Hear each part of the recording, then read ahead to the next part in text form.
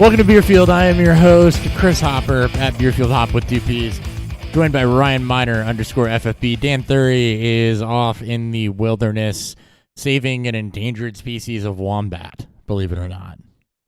What a life. What a life, yeah. What a time to be alive, actually, you know? That's right.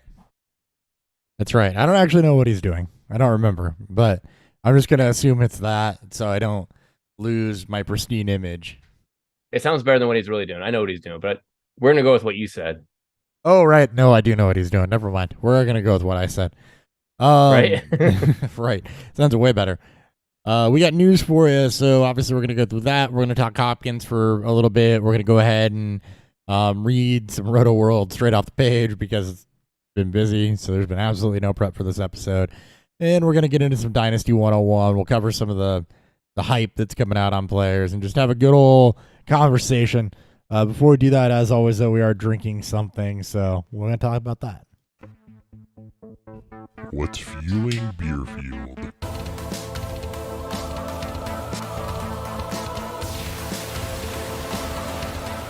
And you're going to start that because this can was a gusher, and I got to go get a paper towel.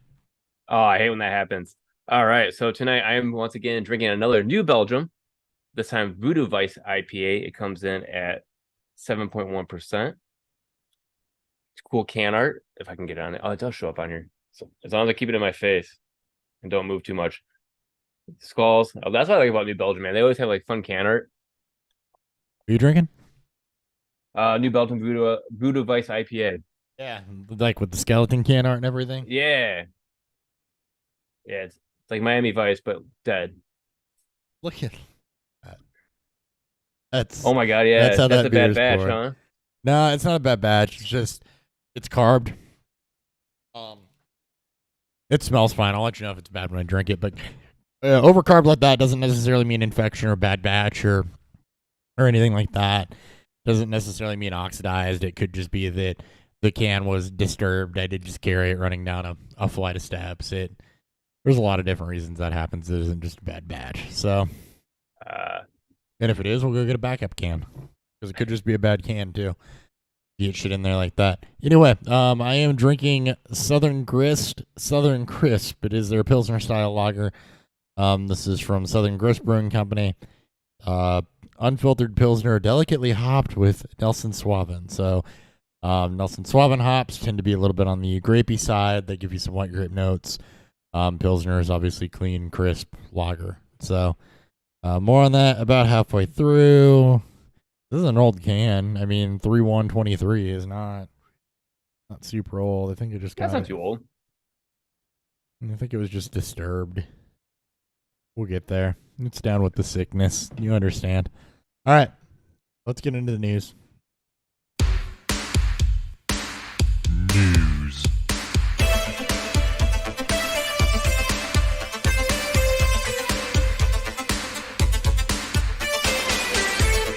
All right. First things first. DeAndre Hopkins made some comments basically like saying Kyler Murray doesn't love the game, and that's not the first time we've heard that, and that he would like to play for a team with a good defense, and he got cut. They'd been trying to trade him. They couldn't do it. He's a free agent and free to sign wherever. Popular landing spots have been the Bills, the Chiefs. Those are the two that I've heard for the most part. In any event, the Chiefs have a bigger need at wide receiver, particularly for an alpha. The Bills, it would give them one hell of a 1-2 punch as they try to move Allen away from running. What are your thoughts on the cut, first off, for Hopkins' value, where he lands, and we'll talk about the Cardinals' impacts on this in a little bit. The cut actually surprised me because it wasn't like they really saved that much against the cap. Like he still accounted for, I think, almost $22 million against the cap with a $19 million contract. So he's free to go anywhere. And what I don't see is like, yeah, I mean, it'd be fun to have him on the Bills or the Chiefs, but they like barely have like $2 million in like cap space combined. So I don't see how they're going to make that happen unless they start restructuring some contracts and they start kicking the can down the road in some of these players. Yeah. No, I'm with you, and as always, there very easily could be a dark horse team on that too. Let me pull up Spot Rack. So the Chiefs don't really have room to the Bills. I'm looking at over the cap, and over the cap has 1.4 million for the Bills. So no. No, I don't see it. Like Well, the Cardinals had the third most cap space at the time.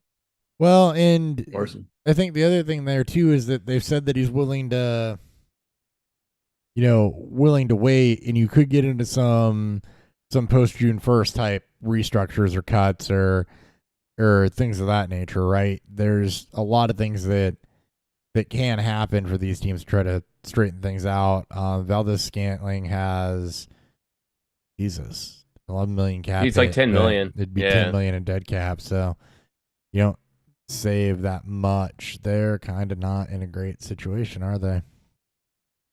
They're not going to cut Butker.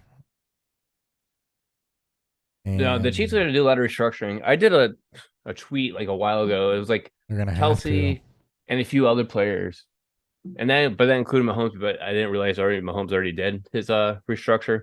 Yeah, but they would make it. It was a possibility to make him and OBJ work under contract. yeah. So there is a way to do it. It's just there's be kicking the can. Which why not? Why not go for Super Bowl again? And they're gonna have to, and they don't have a lot of high dollar contracts that are, cut candidates right now that have a lot of, money coming off the books if they do it. Really, I don't think the Bills do either. As I look through this, they're also kind of in a similar situation where they've been really, really good, and they'd have to restructure some deals because they don't really have a lot of guys that are cuttable that's going to net them a good amount of savings. So, think about that, and then you look at, the Bears are trying to build something up. There's an option there. They have $32 million in cap space, and Justin Fields is a hot commodity. I'm not trying to wish cast that. I'm just looking at I see where you're coming from. Looking at what's available. If you wanted to go to a team that's ascending, if you want to look at or even a fringe playoff team potentially for the Bears. I mean, that'd be a huge jump. But, if you want to look at some of these other teams, though, right? I know the Lions. The Lions are up there with $23 million. The Jets have $23 million available right now. They both figure to be, pretty decently close to playoff teams. The Bengals do have cap space right now. They're trying to get a deal done with Burrow, but they have $15 million available.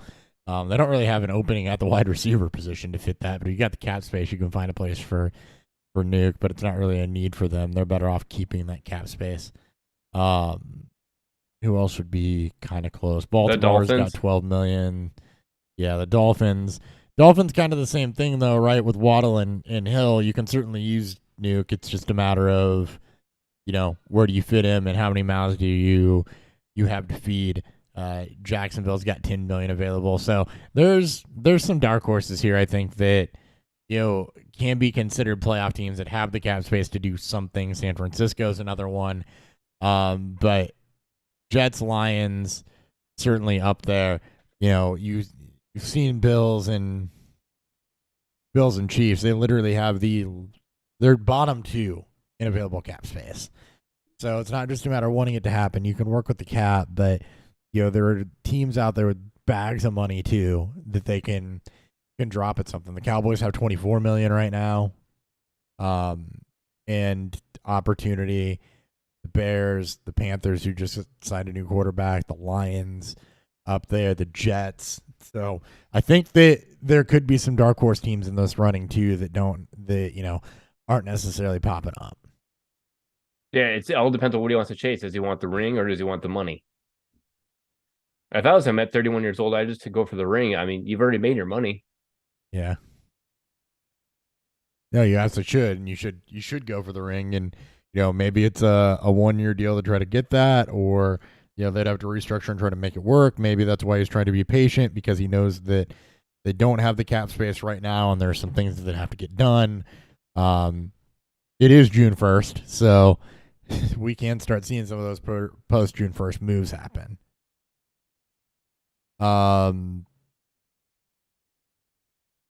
What about the Steelers? I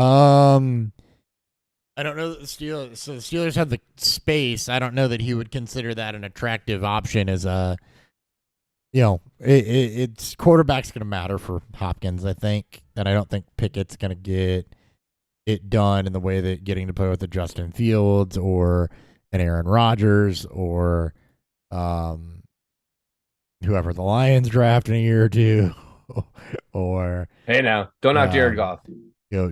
Dak Prescott. He wants a quarterback that loves football. That was one of the big reasons why he didn't want to be with the Cardinals anymore. I'm not saying Pickett doesn't, but Pickett just doesn't, I think, have the level of talent that's going to be, attractive to that when you're later in your career and get to choose your location. Watch him go to the Colts just because of Richardson. And that arm he has. Thinks like, I can jump ball still. Mm-hmm. I can high And point. could It's be. that's one team like we're not really looking at because it's a rookie quarterback. It's a lot of changes going on. No one knows how that team's going to perform. Mm-hmm. That could be one team that we think. I mean, because it's the AFC South, the Colts are in. So yeah, I mean, you got the Texans. What's the other one? The Titans. Who's the third one? Who's the third one I'm missing out of those four? Texans, Titans, Colts. Texans, Titans, Colts, and Panthers. Is that what it is? The Panthers? Okay. Yeah. No, the Panthers are NFC. No, NFC. NFC South. You're right. Oh, sorry. Jacksonville. You're AFC Jacksonville, South. that's right. Bad. Okay. My bad. I wasn't actually paying attention to what you were asking. I thought we were talking young quarterbacks. The Jaguars. Sorry. And that's another one that I called out earlier. They have $10 million in cap space. They have some ability to move things and restructure. They have a young quarterback. They've got a good coach. I think they do have the infrastructure in place to make something push now happen there, to push now. He'd have people around him with Calvin Ridley and Christian Kirk. Trevor Lawrence is still under that rookie contract, which is a huge benefit because he's going to be asking for top dollar possibly when contract talks come. It absolutely is, and they've got a little bit more flexibility, not having some of the bigger name vets that you have to work around on the salary side of things. So there's certainly stuff that can be done. That would be a cut candidate. So we'll definitely keep an eye on that as things continue to progress. So some other things from around the league as we get through it. Bears projecting to be running back by committee. I think we all assume that. Mike McCarthy blowing some smoke up on Jalen Tolbert. Excellent example of a player making a second-year jump. That's something to watch. You are 1 year removed from Tolbert not doing a lot, but he was very, very well liked by the fantasy community coming into this. It's a buy low candidate, in my opinion, if you're rebuilding and need a flyer on somebody. I mean, he pretty much lost all of his value by doing nothing in year one. So if you're looking at somebody to make a year 2 jump, that's certainly a guy that has the talent to do it. And you don't write somebody off after one season. Some guys just get started slower than others. Oh yeah, definitely. I never write anyone off after one season, and a lot of people do, especially in like dynasty leagues. They're like, "Oh, I'm done." You need to learn how to move on from them. It's like, no, you kind of have to wait and see sometimes. There was a report that Hopkins would be interested in returning to the Texans. They got the money. They got the money and the quarterback, and C.J. Stroud's apparently having a really, really good camp hype. Camp hype, yeah. C.J. Stroud expectations. Sam Howell, yeah. Sam Howell too. So camp hype on Kadarius Toney as well for what he can do with the ball in his hands. I think we all know that. We talked about the Chiefs a bit. Justin Ross having the trust of Patrick Mahomes. There's another one that was hurt the entirety of last season that a lot of people liked as a sleeper that's big bodied on a team with a lot of opportunity there. So another guy, just watching him, that you can look at as a potential buy low or a flyer. I saw a draft, that wasn't a draft, it was like a trade. Because that video that came out, the viral video of Mahomes throwing to Ross. And it was like a stupid trade. It had like Cedric Tillman involved, I think a 3rd round pick and a few other assets. It was freaking like, I'm just like, I wouldn't give anything more than a 3rd round in general. Right. Just to see what Ross could do. Yeah. Becomes a what are we doing? Yeah.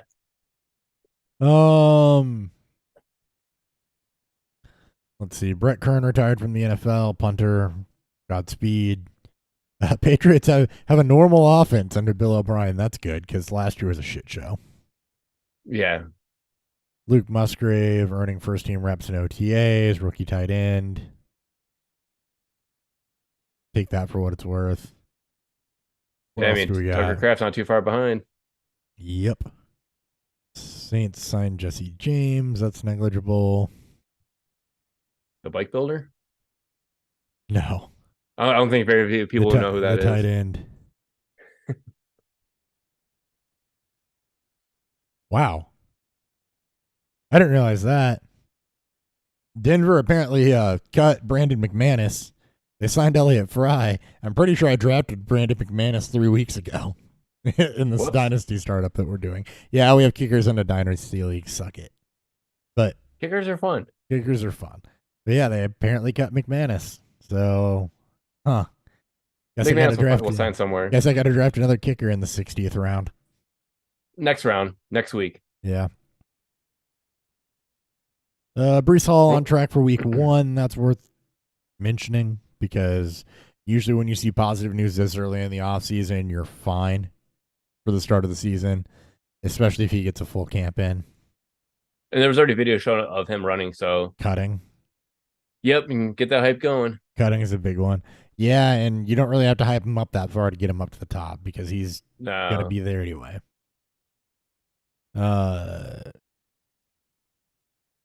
Gibson going to be used as a pass catcher. I guess he's showing off some abilities there, which makes sense. He got a shitload of balls in college. That's and he had it a couple of years ago, and like I don't get it. Like, how's this news? It's like this is what we know. What he's always done. Yeah.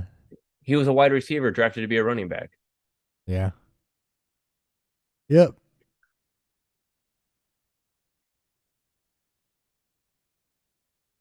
Makes for great podcasting as I'm reading through shit live. I'll tell you what. Let's see, Chuba Hubbard. Great. Yeah, that one doesn't make any sense. I felt like that was just like a boost Chuba Hubbard report because it's like he wasn't that much greater than Miles Sanders when it came to the red zone. Yeah. Yeah. Yeah. It's like you're just as equal. Baker Mayfield and Kyle Trask splitting first team reps. Saw that. Also saw the video of Baker making some really bad throws. It's off season, and people will cut that up to fit a narrative. So just take that for what it's worth too. I mean, it didn't look great, but people are going to miss throws in OTAs. That's just how it happens. Standard protocol. You have no idea if those were back to back, how close they were together, what things looked like in between that. Just be careful with that when you're looking at videos. Yeah. Dalton Kincaid. The hype's getting out of control, man. Yeah, Ken Dorsey said, we're nowhere close to knowing what the big picture is because we got to learn each other, which makes sense. And the hype, like, you got to be careful with the hype, right? Dalton Kincaid being the best tight end of the draft, I don't think after most people caught on to that was ever going to be in question. The thing you have to remember with Dalton Kincaid is unlike a Schoonover or a Musgrave or even a Mayer, is that he lands in a spot with an already established tight end and an offense that requires their tight end to do some different things. They don't need Dalton Kincaid to be the every down thing starting this season. So he might have a slower ascension, and you need to be weary of that. You need to be ready for that because even though he's the most talented guy out there, they also have a more talented tight end on the roster than any of those other teams have in Dawson Knox that can do a lot of the same things. If Kincaid isn't quite ready or has a bit of a learning curve, or even if they just want to ease him into it. So it's just something to be wary of to me. I've seen like Kincaid in some people's dynasty tight end rankings, top 6. Like, how do you put him at number 6? Like, I didn't knock it. I was just questioning it. And I'm just like, all right. So, like, you have to have, like, this phenomenal season to be basically top 6. It's like, I have a hard time just putting any of these rookie tight ends in the top 10, even top 12 right now. Well, I think that with tight end, especially, you get anywhere outside of 4 or 5, you can crapshoot that and make an argument. But, I mean, I agree. It's such a slow ascension for them, but I can certainly see that argument to putting him top 5 if you believe the upside's that high. You know, the mess of tight ends that we think about in redraft being decent, you're not really looking at them as a long-term high-end dynasty upside player, and I think you can look at Kincaid for that, and it's not that hard to be a tight end 6. No, tight end 6 to like tight end 17 is probably separated by It was no more than 30 points. Not a lot when I looked at it last. So here's the Bills and Chiefs news. Travis Etienne.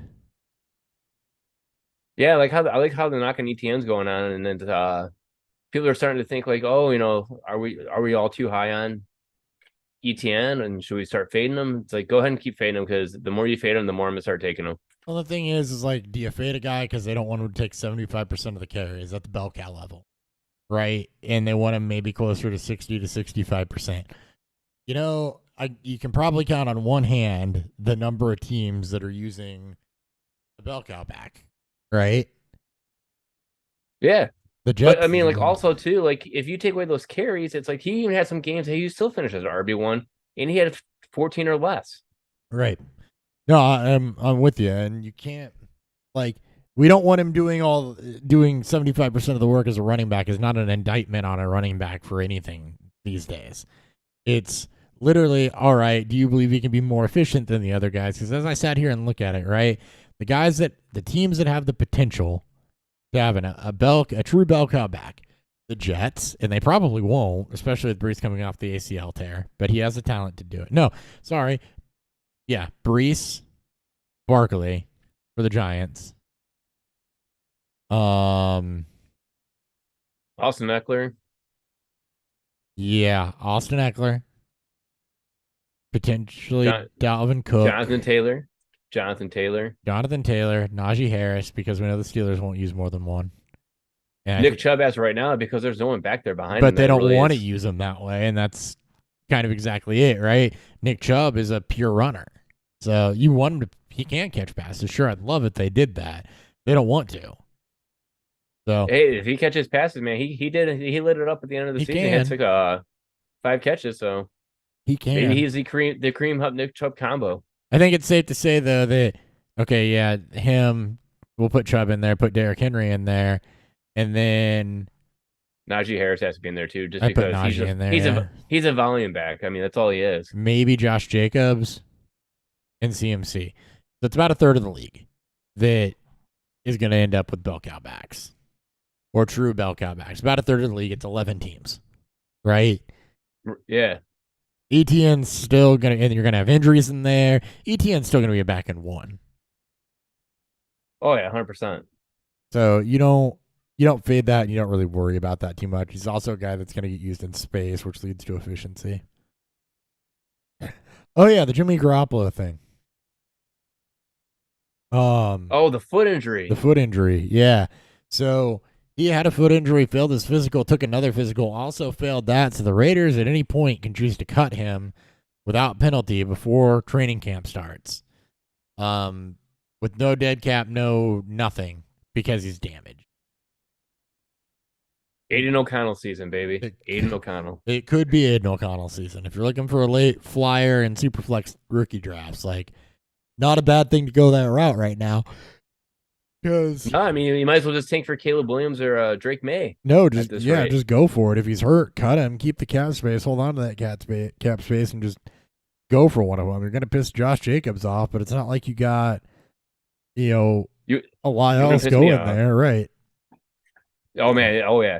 Like, all right, so Josh Jacobs last year, he was in that contract year, so he bet on himself. 340 rushing attempts, 64 targets. I could see another 400 opportunity type season again coming out of him. Like, just run them into the ground. Oh, yeah. Especially since they don't have long-term commitment there. Absolutely. Right? Michael Gallup feels more of himself after playing off the ACL tear last year. So, again, something to keep an eye on. A guy that you can look at for a potential bounce back into wide receiver 3-4 range. How about Marquise Brown as a wide receiver 1 now in Arizona? Yeah, how does that make you feel? Oh yeah, we kind of glossed over that a bit. It's interesting because he did it.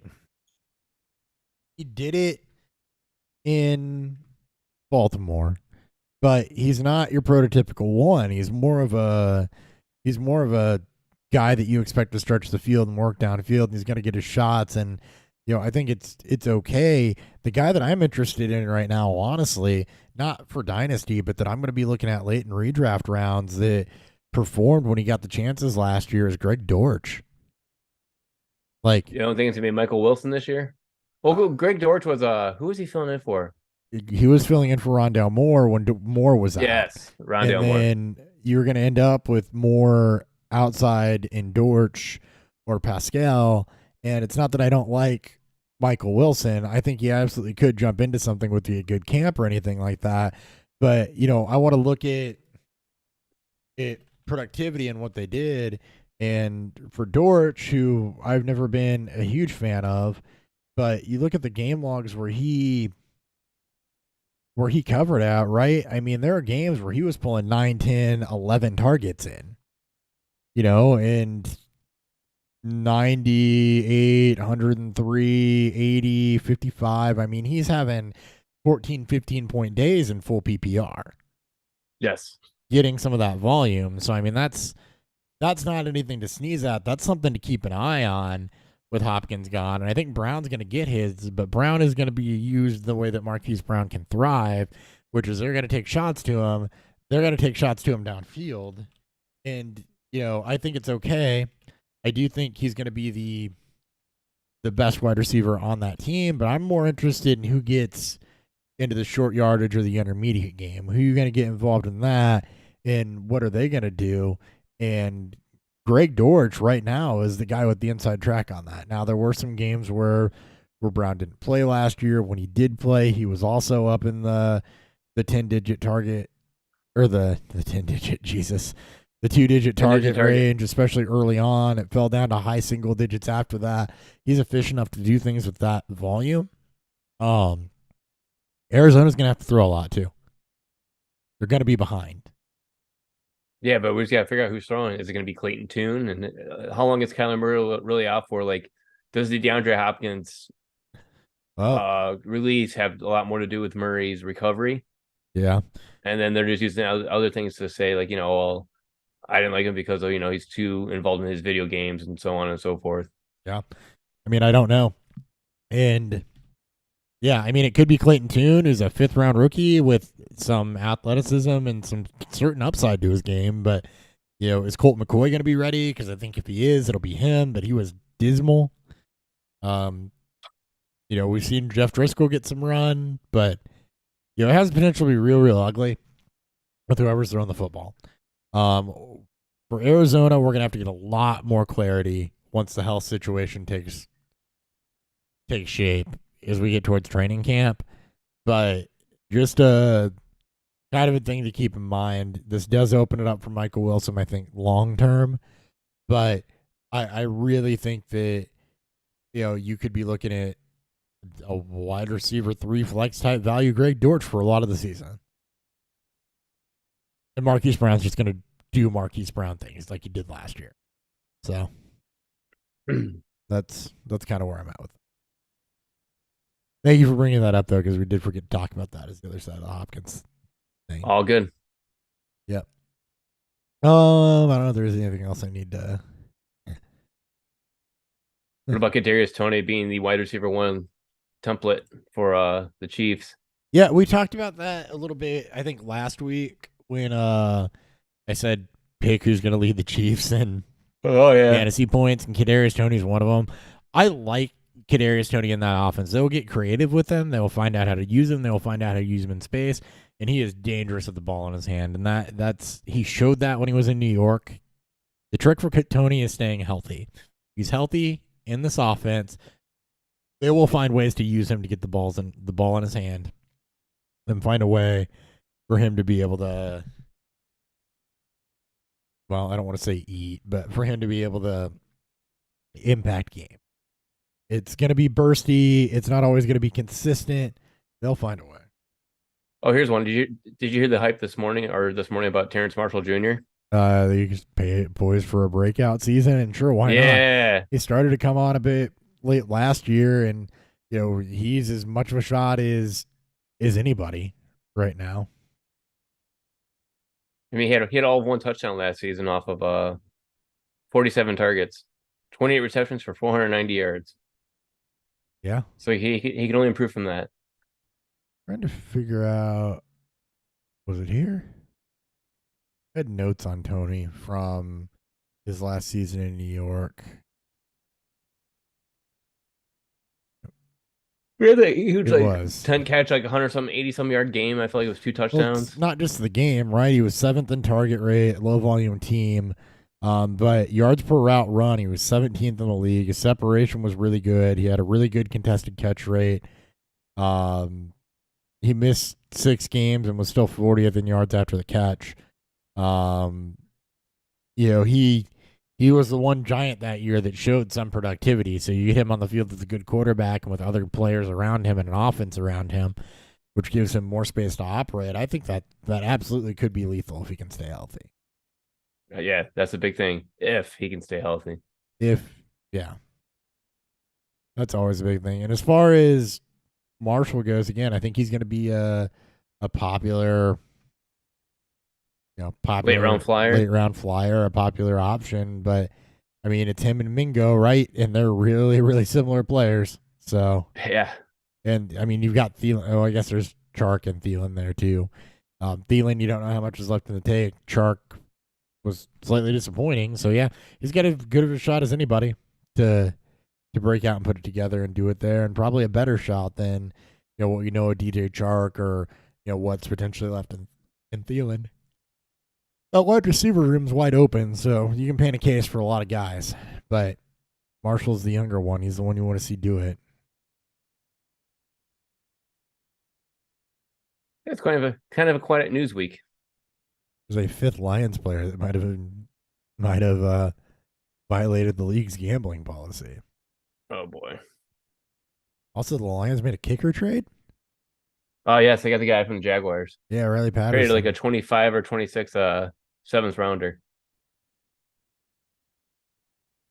Oh, and McManus is now in Jacksonville. Okay, well, I'll take that. All right, You got a high octane kicker now. we do have a high octane kicker now. All right, about 30 minutes in, let's hit a beer review, then we'll talk Dynasty. That feels Sounds really good. fast. Nah, I think we're doing good. Beer review.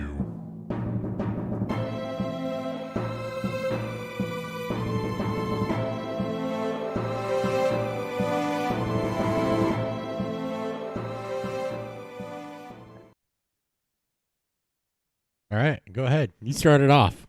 No, Dan. All right, I'll kick it off. Let me do a quick sip again because I haven't taken a sip in a while.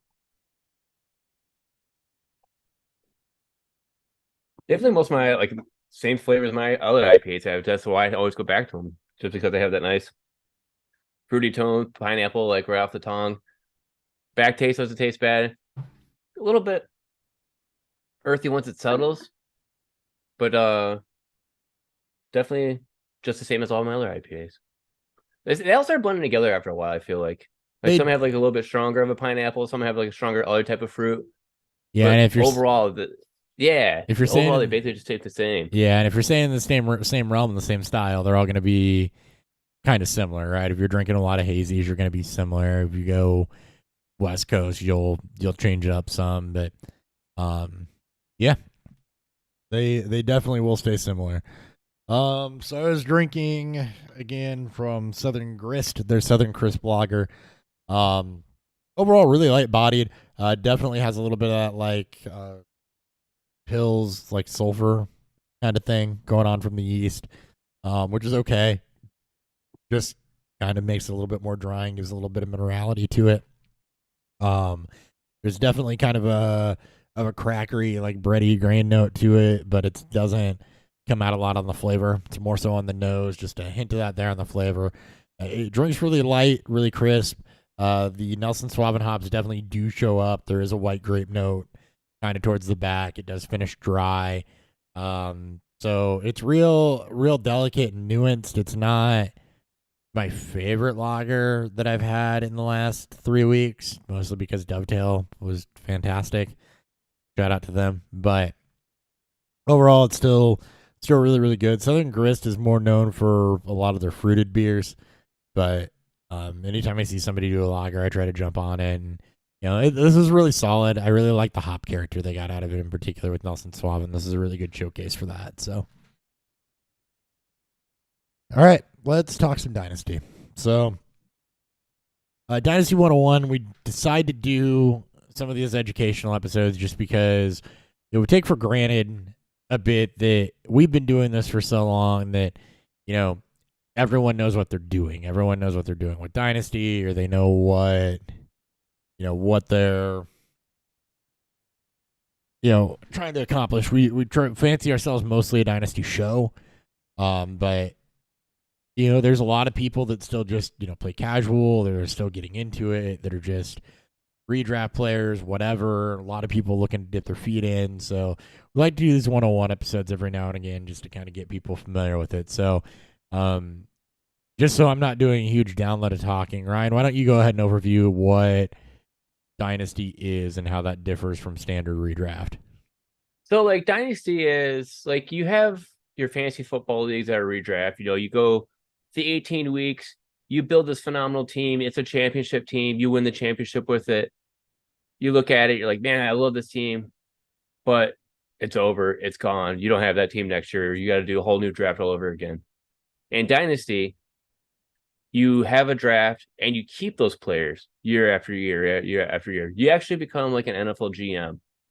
And what that means is when the fantasy football season ends, Dynasty season starts, because you're starting to look at your team. You're looking like at players. You're looking at youth. You're looking at age overall. If you're older players, like, do I need to move on from? What can I get? Another thing to look at too is, are you on the brink of another championship, or are you on the brink of a rebuild?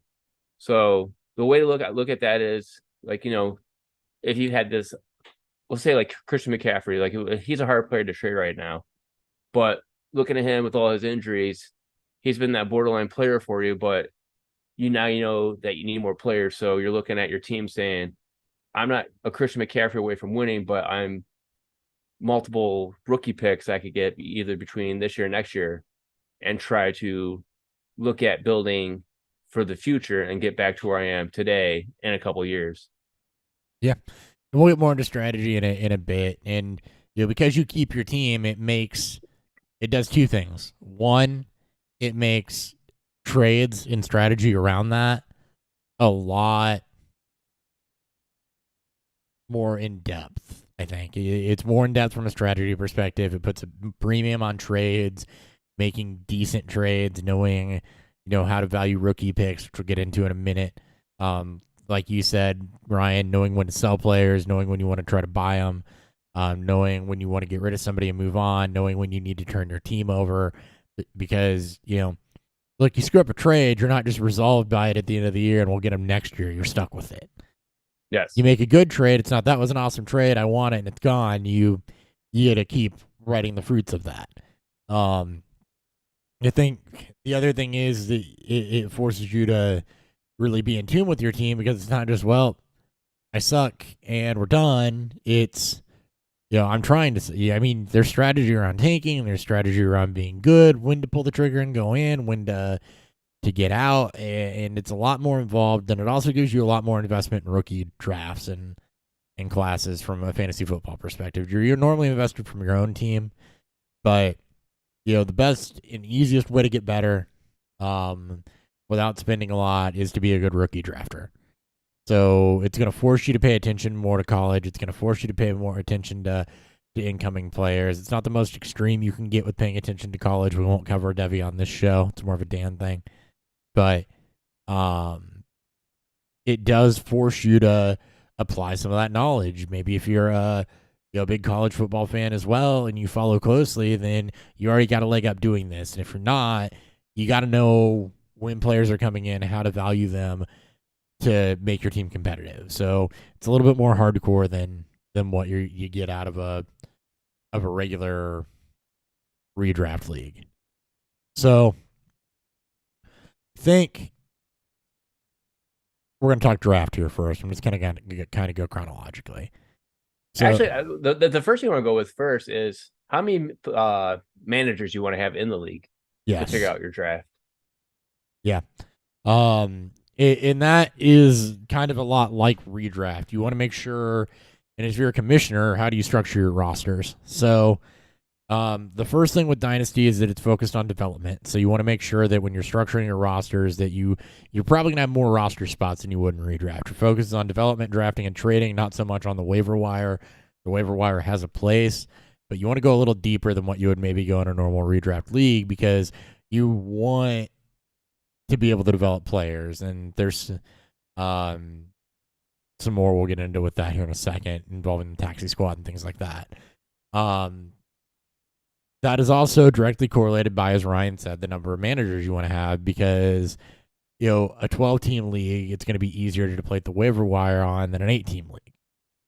And ultimately speaking, if you can just go turn players over for better players off the waiver wire in a Dynasty league, kind of undercutting the spirit of Dynasty, in my opinion. Yeah, your benches aren't deep enough because you're trying to make the waiver wire as bare as possible, where Just basically like in no the one's NFL. getting that next. Yeah, you don't want to be like a redraft season where like you have 20 you have 20 total roster spots or 16 to 20 total roster spots. You're looking at 25 to 30 plus in Dynasty, as you already kind of like started elaborating now about roster depth construction. Yep. The other thing you're going to see with rosters that you want to keep in mind is your reserve spots. So IR, you'll typically see more of those in Dynasty leagues because you don't want people in a situation where they have to drop players, right?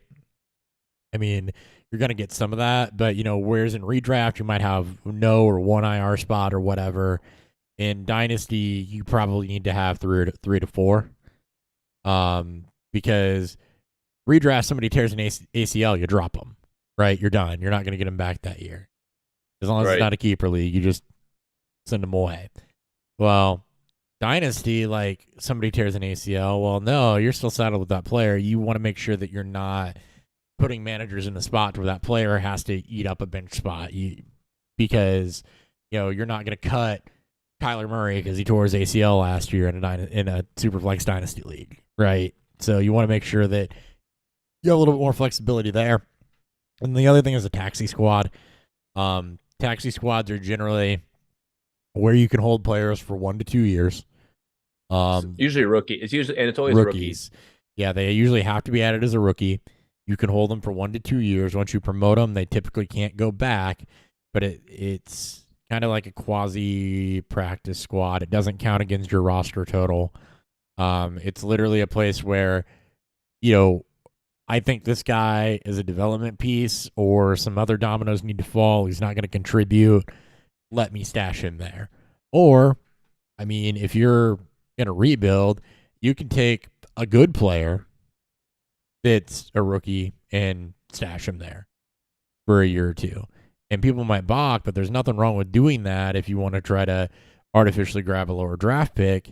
And, it's at that point with them stashed on taxi squad, it's not that you're not starting your best available lineup. They're on the taxi squad. They're on taxi squad for a reason. There's roster considerations there, et cetera, et cetera. So just a little bit on strategy, but a little bit on what taxi squad is. You got anything to add with that? Yeah, another thing to add too is like when you do your draft, do you want to do your draft with just veterans only and then have a rookie draft later, or do you want to do veterans and rookies in the same draft? Because I've been in drafts where, if I had the first pick in the regular draft, I had the 12th pick in the rookie draft or the last pick in the rookie draft. So it depends how you want to do that too. Where I've also seen people do leagues where they do auction bidding for the first 5 rounds and then it goes back to snake after that. So it's many different ways to build your teams. And then another way to look at it too is, roster construction. Like when you say roster construction, it's like, do you want to do 1 QB? Do you want to do super flex? Do you want to do 2 QB with super flex? There's many different standards, tight end premium, PPR, half PPR, 0.1, like what is it? 0.1 yards per or 0.1 point per every 10 yards for players. There's a whole different like scoring system you can add into it to kind of make it more interesting. So it's always good to have that and kind of throw it back and forth and see what other people in your league want to do when it comes to scoring and positional ranking. Like when we were in Kansas City, how we did our league and how we built it. Like we built it so super fast. We already kind of had an idea what we wanted to do with 8 teams. Mind you, we're still drafting and we still have 15 rounds out of a 70-round draft. All right. Speaking of draft, you bridged into it, so let's go into that a little bit. Dynasty drafts are different than redraft drafts in several ways. Do you want to talk about some of how strategy differs when you enter a dynasty draft versus a redraft draft? Yeah.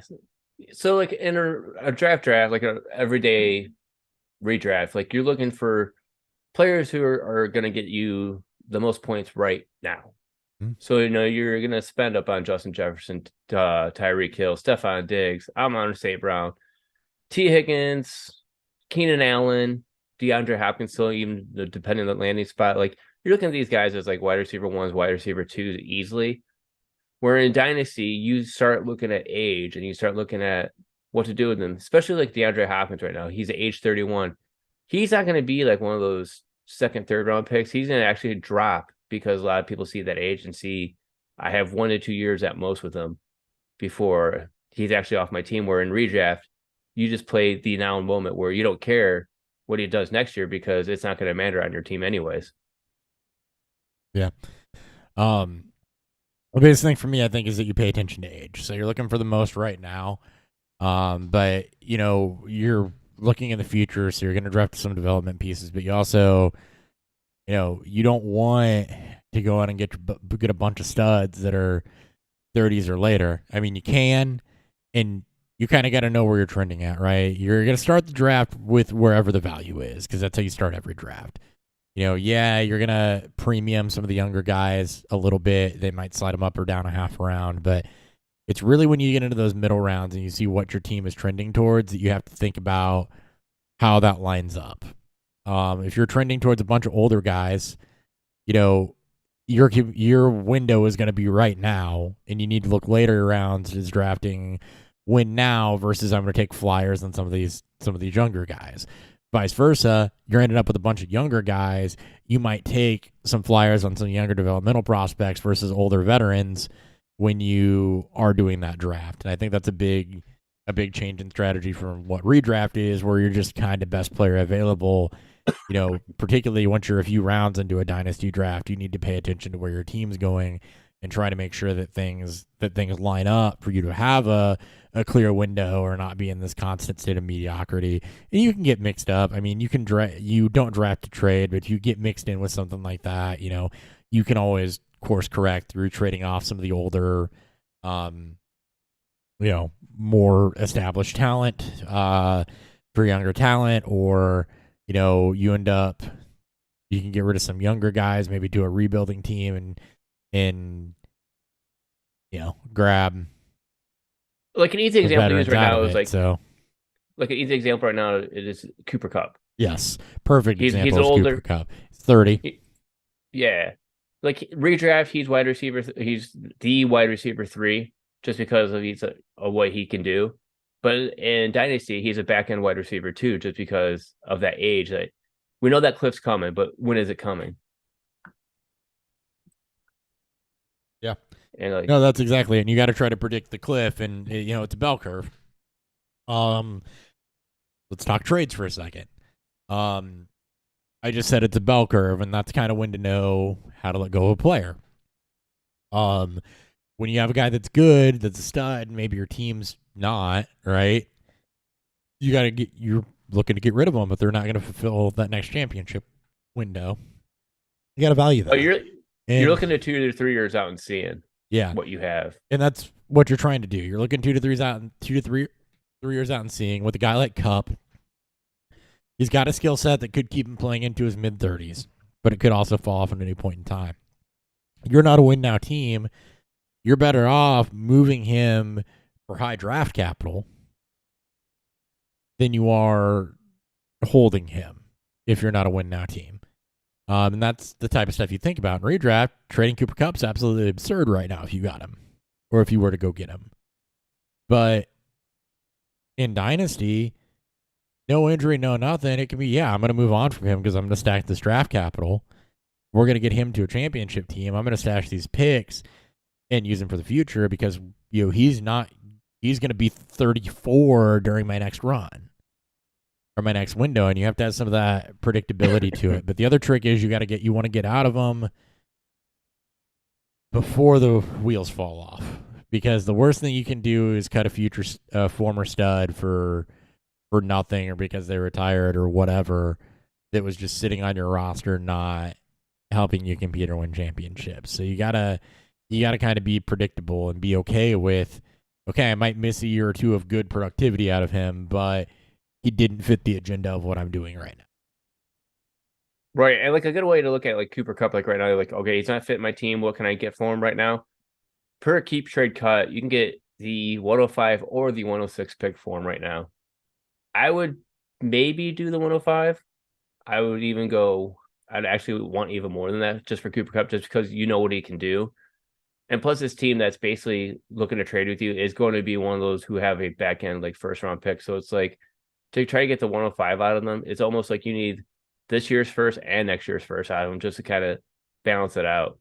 Yeah. So say like 12-team league, you're at the bottom there. You're looking to get rid of Kupp because you're right. You're at that 5-6 point. You know that you're not going to make it.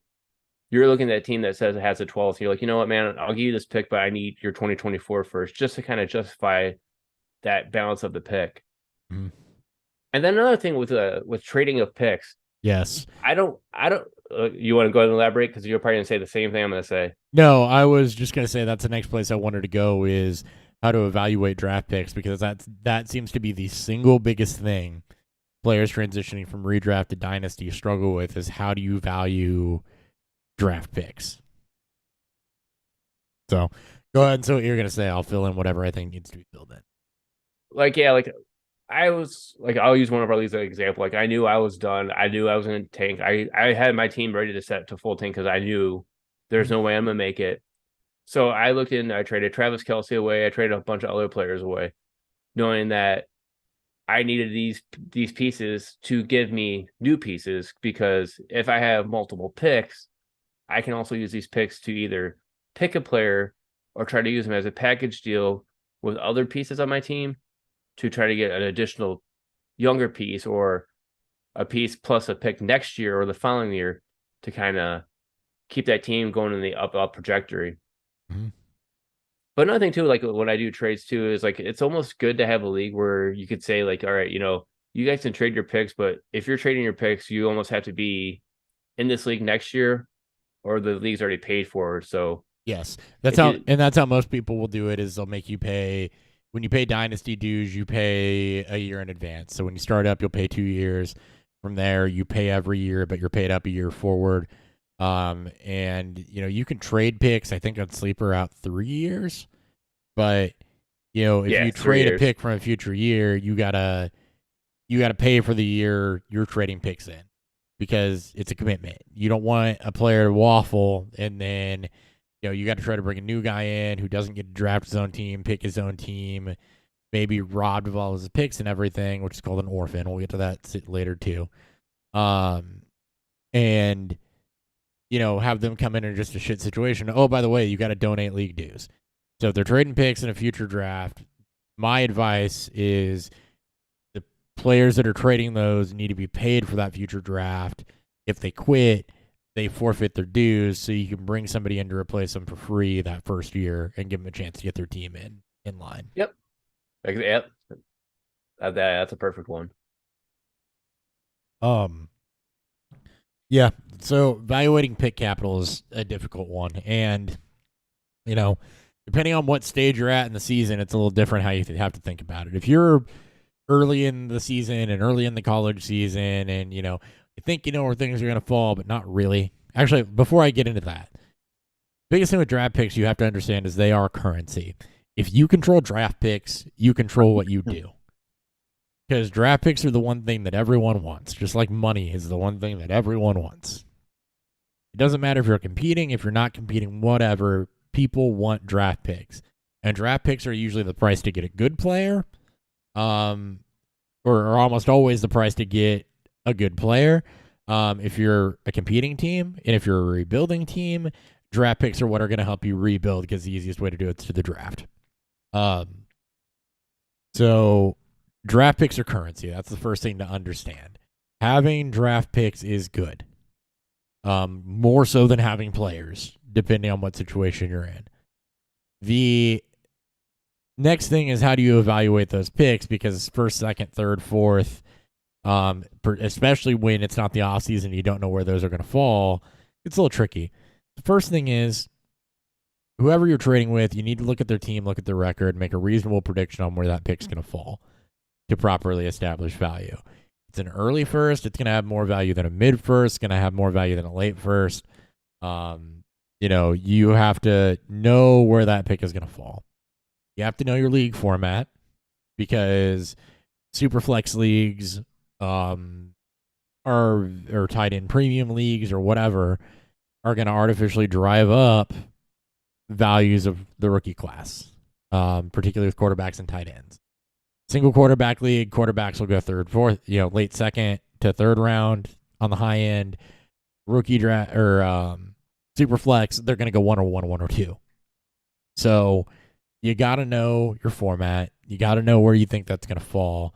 And then you have to, the way that helps me is to assign a player value to it.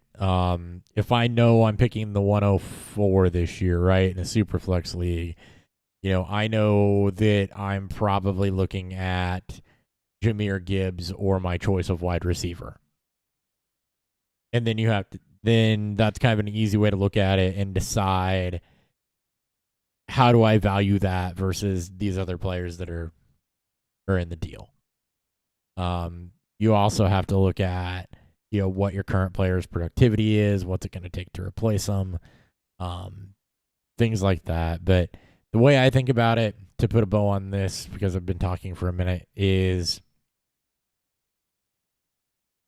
stud players are going to be multiple first most of the time. Usually a high and a mid. Your first round picks are almost always guys that are going to have some fantasy relevance or have a shot to have fantasy relevance. You get into the second round, a lot like the real NFL draft. Those are going to be guys that, maybe you've got an aging player that's on the downward curve, but still valuable. You've got a running back on an expiring contract. You've got, a wide receiver 2 or 3 that you're moving. And that's when you get into second round value. Third and fourth round value, those are pretty much sweeteners on trades. You're not really going to solo trade a third or a fourth round pick for anybody. Those are going to be like, I need a little cherry on top, so let's sprinkle this little top. That's how I think about it.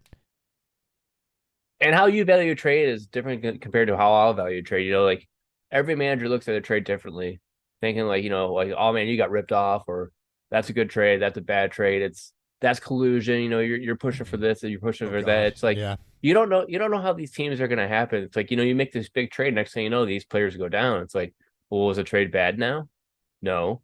It's like, you can't play God of how these teams are going to be. So it's like, as long as it's not like full blown collusion, which is kind of hard to find out anyways, you can't really call it like that. So it's like, if someone says, I'll give you this player for your third or fourth rounder, I'm like, oh, okay, yeah, I'll do that. Yeah. And then you get a couple league managers who are upset saying like, well, now that's BS. That's collusion right there. It's like, well, no, because it's just how they evaluated it. And that's how this guy evaluated his own team, saying, I'll take that third or fourth round pick for this player.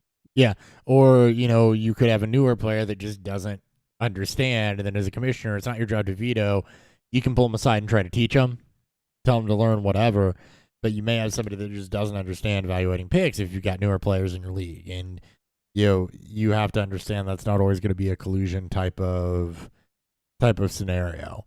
Dynasty trades get interesting when you throw pick values in, because there are some people that are really confident in their ability to use picks and they want picks. There are some people that aren't. I know of at least one guy in one of my Dynasty leagues that always trades damn near all of his rookie picks because he's not confident in his ability to draft. Yeah, I've seen that too. And that's fine. I've been in a couple leagues like that. Yeah, and that's fine. If you devalue them that much, but you just got to be. He's given up entire drafts to get players.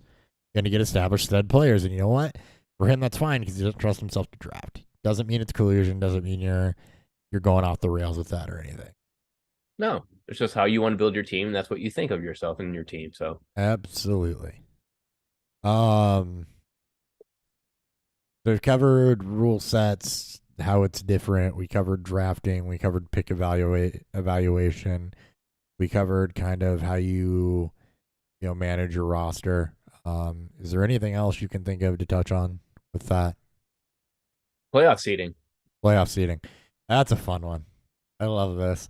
So Talk about when your leagues last year that I love it because I love this idea. Yeah, I love it too. I find it fun. And you can apply this to redraft too. This gets a little outside of it. You can apply this a bit to redraft until we get to the draft order.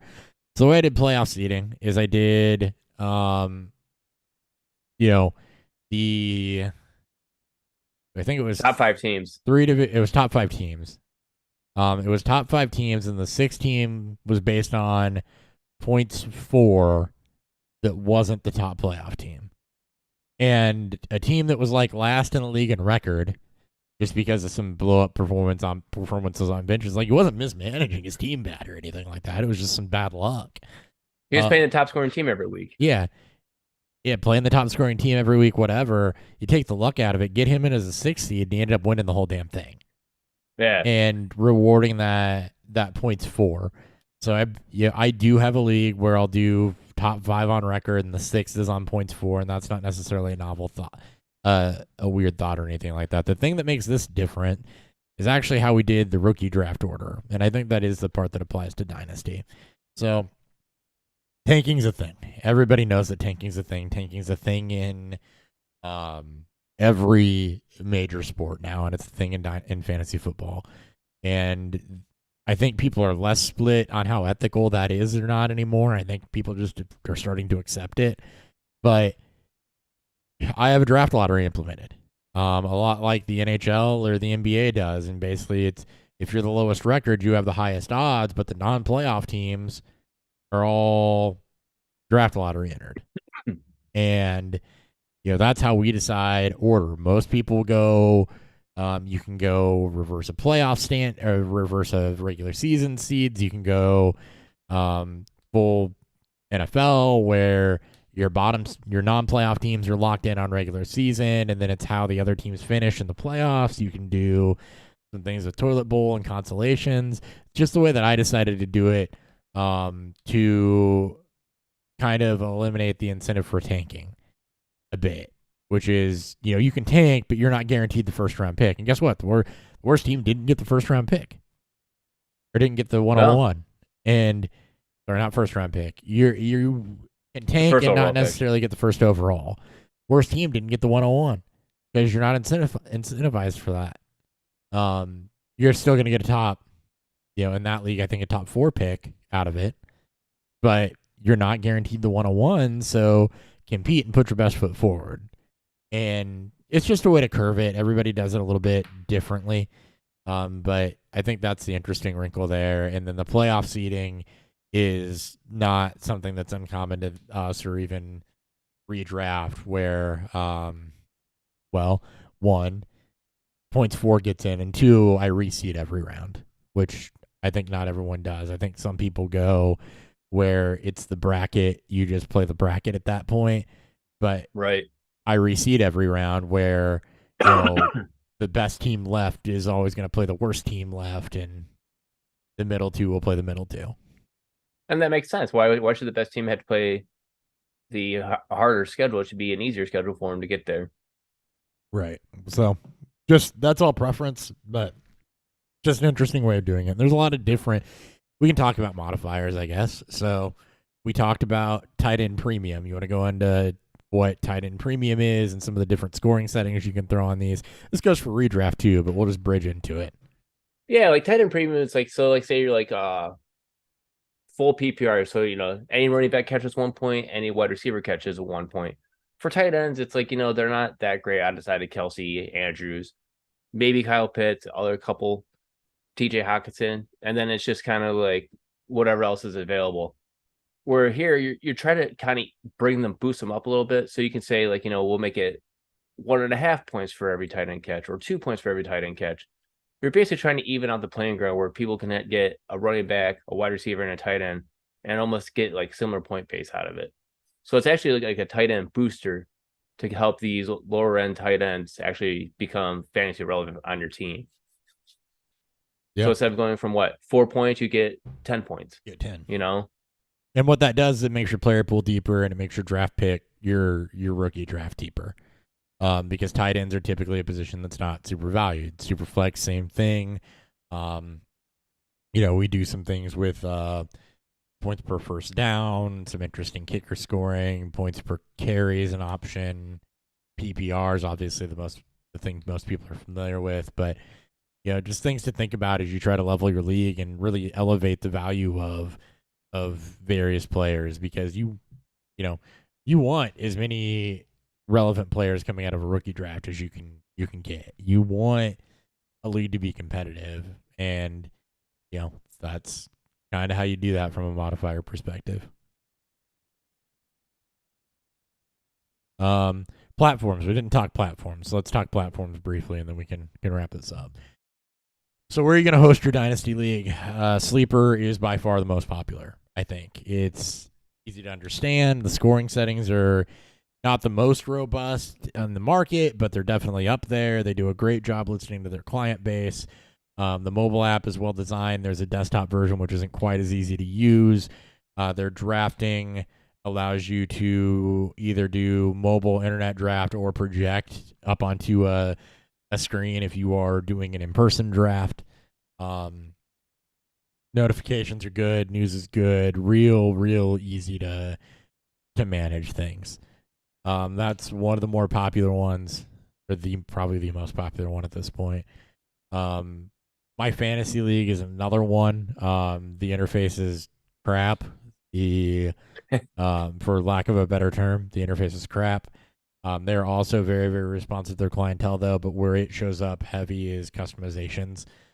They let you do things like contract leagues. They let you do a bunch of different scoring customizations that even Sleeper doesn't necessarily allow. So if you want to get crazy and really, really hardcore, you can use MFL. It is paid. Usually that gets built into league dues, where Sleeper is a free option. I haven't used Flea Flicker or some of the other ones out there. Do you have anything to say on those? I use Fantrax but I didn't use any Dynasty, but I heard they're starting to do Dynasty leagues now too, where they can do contracts also. Yep. And ESPN, but I haven't messed with the interface. And ESPN and Yahoo, being really behind the 8 ball, I think still don't support Dynasty. So no, that's something to be aware of as well. They're still catering to more casual players. They just support redraft. All right. Anything you think we missed? Go ahead. Yeah. Is it going to be a free league, or is it going to be a buy-in league? And how you do league dues and what's paid out. Yeah. Yeah.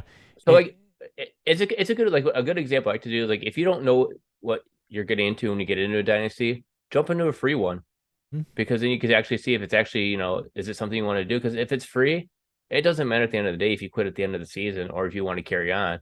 Yeah. But if you want to carry on, it's like, that goes to show you, like, okay, I'm going to go find a money league, because once you get money involved, that's when you really start getting true, like, Dynasty players involved. Yeah. You spurred another thing for me with that. Money leagues, a bunch of different ways to do payouts, just as there's for redraft and Dynasty. There are some things like Empire leagues that you can do that you don't necessarily have the ability to do in redraft. I think the biggest thing for dues is just when you pay, that differs from redraft, is just when you pay for an upcoming season. Please make people pay when they trade picks. Rule changes is a big thing we didn't cover on. Oh, yes. Rule changes and bylaws? Yes. In a redraft league, it's not that big of a deal because you pretty much start fresh every year. In a Dynasty league, you may, especially long-running ones, is things trend differently or people figure out different things. You may have a want to increase or decrease roster spots. You may have a want to go from standard to scoring PPR setting, league. Go to standard to PPR, or add a super flex QB, or change how you're doing things to spice things up. Not unlike the NFL, where they do rule committees and rule changes and things like that. It's important in Dynasty leagues to, one, have written out bylaws that cover things like this, and that cover, how the league's going to run, what the roster structure is, what the payment structure is, what the payout structure is, how playoffs work, what your expectations are. But it's also really, really important to have a methodology built in for rule changes. I think most people favor the majority vote for that, where anybody can propose a rule change and then it goes to the entire league to vote on that. There are some that do more of a committee approach, where they might had 2 or 3 people as part of a committee that debate it out, and then simple majority wins or quorum wins. But for the most part, vote is the best way to do that. And it's important because changing a league can change how you structure a roster. So you just want to make sure that everybody's on, feels like they have a voice, is in and on the same page. Because Dynasty leagues, you're going to be playing with guys year over year over year. It's a commitment more so than redraft is. So you want to make sure that things are spelled out. They have a means to request changes, and you can keep things fresh and fun. And a nice thing too, especially when you stated how you're reconstructing your roster with these rule changes. If you put a rule change in for this year, it doesn't usually go into effect to the following season. So if you do make rule changes for 2023, it goes into effect 2024. That way, everyone has that year to kind of readjust their whole entire roster, not just a couple weeks or a couple months to say okay, this is what we need to do. It's you have the rest of the season to figure it out. And then when the next season kicks off, that's when that new rule kicks into place. Yep. We just voted in one to get rid of. We got rid of DST, and then I think there was a vote to go Superflex. But going one QB to Superflex, right? Nobody's trading for that. Nobody's drafting for that. I think we're going to do a 1 or 2 year lead time before that actually gets implemented, just to give people the ability to prepare. Right. Yep. Exactly. So, all right. Anything else? I think we pretty much covered it all. I think we did too. All right. That is our show. Thank you guys for tuning in. At Ryan Miner _ FFB, at Beerfield Hop with 2 P's, at Beerfield on Twitter. We've got at Beerfield30, who will be back with us next week. So should be normal time, normal place. I'll be just getting back from Austin. We'll figure that out. What did I decide we were talking about next week? Hold on. I want to go figure that out too. I should really start throwing teasers out a little bit better. I just looked at the show sheet tonight, so to figure out what tonight was. Yeah, no, tonight was a good one. We are doing Dynasty Stock Up. So we'll be looking at guys that survived the draft and kind of raised that or didn't raise that. We talked a little bit about this the week before, but we'll do a more deal. So I would say we'll probably just bring a couple guys a piece, maybe one at each position, or maybe just pick 3 guys each and go through, guys we think whose stock went up through, the offseason processes and things like that. So Marquise Brown right now is a really popular one, probably. Yeah, oh yeah. So we'll go through that, and then we'll keep going the next couple weeks or so for Dynasty stuff before we hit the dog days of July, which has a lot of variability. So that's our show. Thank you all very much for tuning in, and we will catch you next time. See ya.